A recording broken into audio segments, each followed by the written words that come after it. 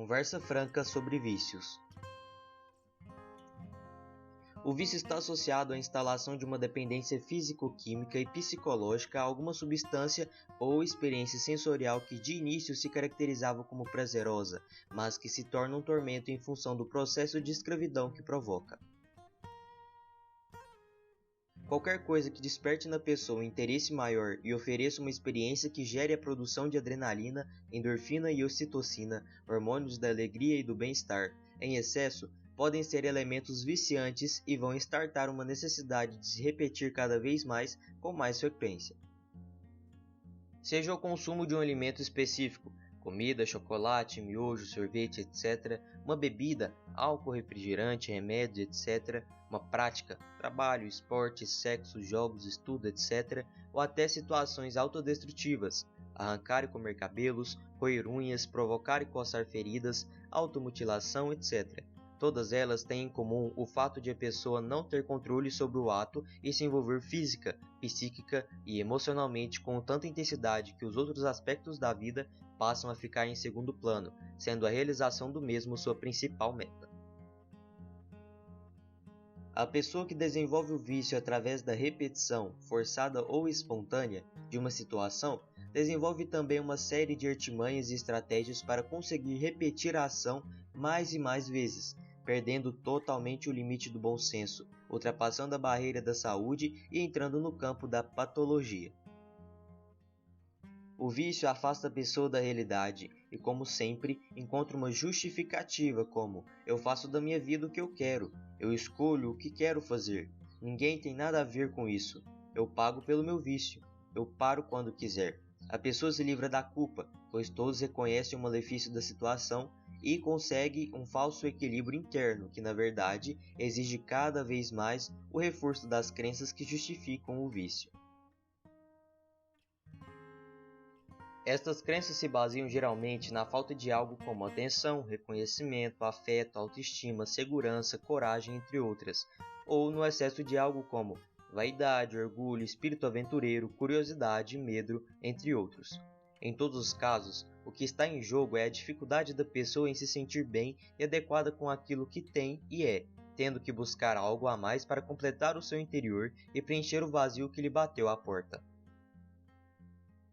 Então, percebe-se que a falta do autoconhecimento, a ansiedade, a vida vazia de sentido e de imaturidade cognitiva e emocional são fatores que desenvolvem comportamentos viciosos e prejudiciais à saúde de maneira geral. A pessoa desencadeia comportamentos repetitivos e ritualísticos em que diversas associações são feitas, alinhavando gatilhos que despertam desejo, que o fazem lembrar e querem viver novamente aquilo que o faz sentir as sensações pelas quais se viciou, sejam boas ou ruins. Assim, o desejo pelo cigarro é despertado pelo cheiro do café, por um horário específico associado a um evento como almoço, jantar, lanche da tarde, por uma sensação de pressão interna como preocupação, ansiedade, pressa ou a simples lembrança provocam a busca pela repetição do uso do cigarro e cada vez mais a pessoa vai associando situações que desencadeiam o desejo pelo mesmo. Na questão da sexualidade é a mesma coisa. Uma leve excitação, uma lembrança, um gesto, uma palavra são capazes de despertar o desejo incontido de realizar o ato sexual, seja o coito ou a masturbação, cada vez com mais intensidade e periodicidade. E a cada vez mais, a mente e o corpo pedem experiências diferentes e intensas, provocando um fortalecimento do vício. É uma cadeia sem fim que aprisiona a pessoa num estado de ansiedade e confusão mental, uma vez que sempre lhe ocorre a culpa que precisa ser vencida para que o vício permaneça. Então, o conflito é inevitável e que no início era prazeroso se transforma num tormento. Quanto mais tempo a pessoa fica envolvida com a ação viciosa, mais difícil é para interromper o processo, isto é, controlar o impulso de repetir o ato.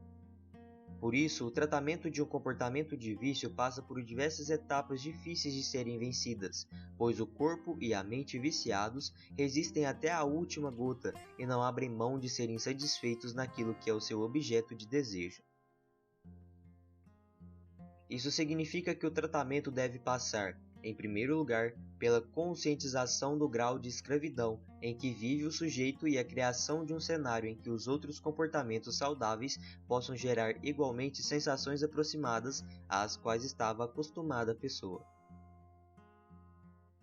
Assim, não basta retirar os estímulos que desencadeiam o ato vicioso. É preciso oferecer novos estímulos sobre os quais a mente e o corpo se debruçarem para alcançar um estado de interesse e preenchimento que possam suplantar gradualmente o interesse antigo vicioso.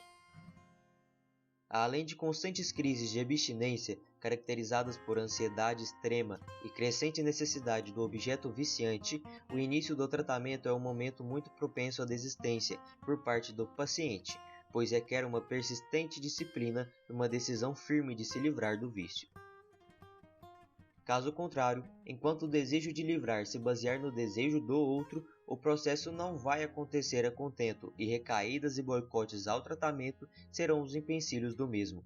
Enquanto a pessoa não levar um choque de realidade e despertar-se verdadeiramente para a necessidade de mudança, essa não ocorrerá, provocando um efeito contrário de demonstrar uma suposta fraqueza da pessoa em combater o próprio vício, usando como desculpa frases como "não consigo parar, já tentei várias vezes, mas não consigo".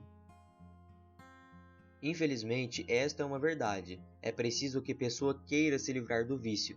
Caso contrário, qualquer ação a favor da pessoa será inócua, ineficaz e serão apenas paliativas que não garantirão a retirada de uma vez por todas do comportamento vicioso.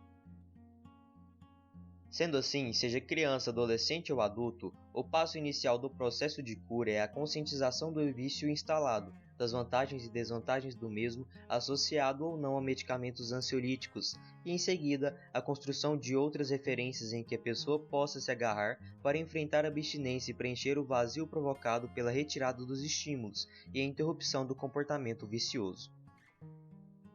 Não é um processo fácil, por isso que em alguns casos não se obtém sucesso, pois nem sempre a pessoa quer realmente se livrar do vício, mesmo que inconscientemente. O melhor a fazer é ajudar as pessoas a não se envolverem em situações que possam instalar um vício, porque uma vez nesse mundo, é preciso esforço triplicado para sair dele, e é sabido que o vício influencia a vida de todos que cercam a pessoa e todos sofrem igualmente as consequências.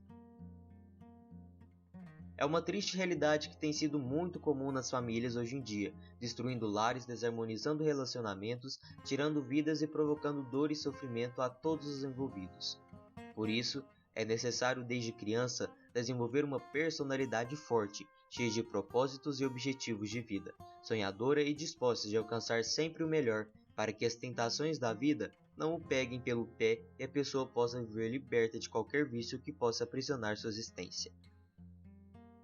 Cuidar sempre da saúde física, mental e espiritual é o caminho para a vida plena e feliz. Irmão espiritual em Cristo Jesus, Maurício.